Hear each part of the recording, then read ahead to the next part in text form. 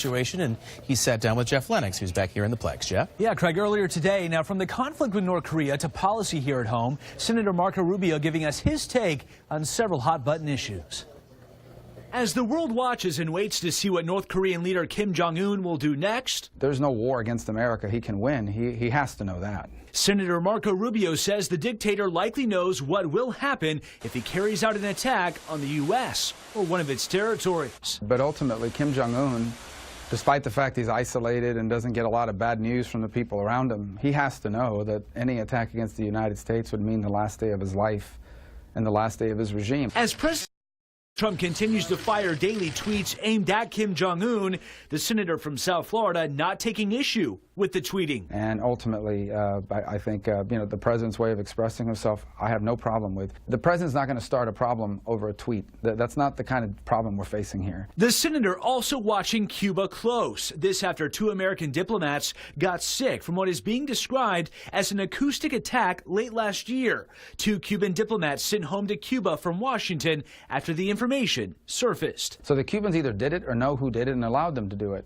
So I hold them responsible. Back in the nation's capital, President Trump and Senate Majority Leader Mitch McConnell locked in a heated back and forth. The president pressuring McConnell to get more work done. McConnell responding, saying legislating takes time. Senator Rubio's response? I understand what the Majority Leader was trying to say, and that is we have a system of government that doesn't move quickly by design. Congress approval numbers reaching a new low recently. The senator says he's working to turn those numbers around. I don't approve of Congress's work either.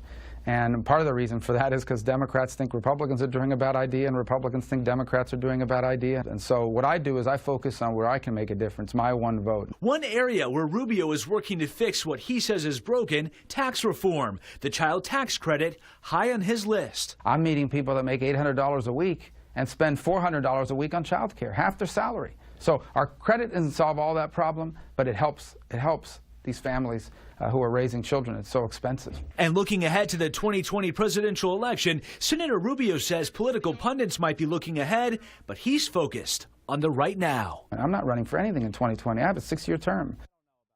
Talked about a lot of issues today. Now, on the subject of tax reform, Senator Rubio has recently been working with Ivanka Trump on that child tax credit. A vote on tax reform will likely come before the end of this year.